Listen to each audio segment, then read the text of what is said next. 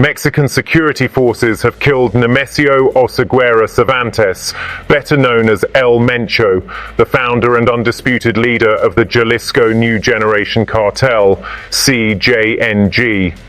The operation took place on Sunday, February 22nd, 2026, in the town of Tapalpa, Jalisco.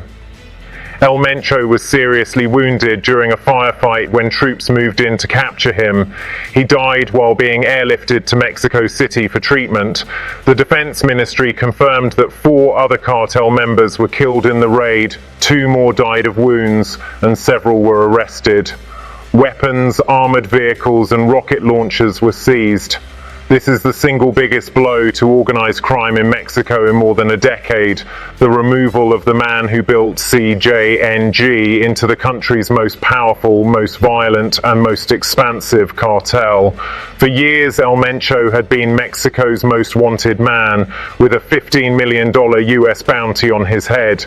The cartel he created specializes in fentanyl trafficking to the United States, extreme violence, and control of key Pacific ports and methamphetamine super labs.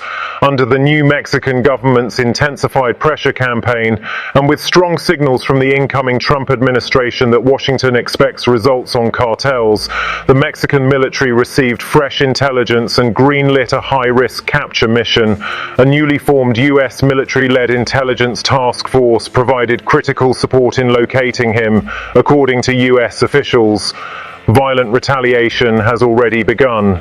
In the hours after the announcement, suspected CJNG gunmen set fire to vehicles, blocked highways, and attacked police in multiple cities across Jalisco, including Guadalajara and Puerto Vallarta. Similar incidents were reported in neighboring states. The government has deployed thousands of additional troops and declared a security alert in western Mexico. Airports and major roads are under heavy guard. Possible consequences are far-reaching. On the positive side, decapitating CJNG could fracture the cartel into rival factions, reducing its ability to coordinate large-scale fentanyl shipments into the United States and easing pressure on the US border. It sends a powerful message that no cartel boss is untouchable. But the risks are immediate and serious. CJNG is known for extreme retaliation. We are already seeing roadblocks, burned buses, and attacks on security forces. This could escalate into a broader wave of violence across multiple states, similar to what happened after the 2019 arrest of El Chapo's son.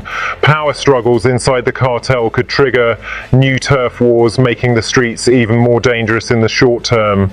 And if the group feels cornered, it may accelerate attacks on US targets or intensify migrant smuggling as a pressure tactic. One additional point that deserves attention: this operation is being celebrated by the Trump administration as proof that Mexico is finally getting serious. US officials have already called it a great development, but the success also raises expectations in Washington.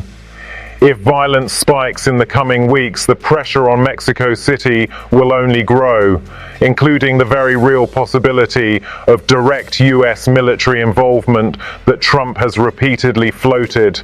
For the first time in years, Mexico has removed the head of its most dangerous cartel. The question now is whether the government can hold the line when the inevitable backlash comes. The next 72 hours will be critical. If the violence remains contained, this could mark a turning point. If it spirals, Mexico could be looking at one of its bloodiest periods yet. That is the situation tonight: a historic takedown, immediate retaliation, and a country holding its breath to see what comes next.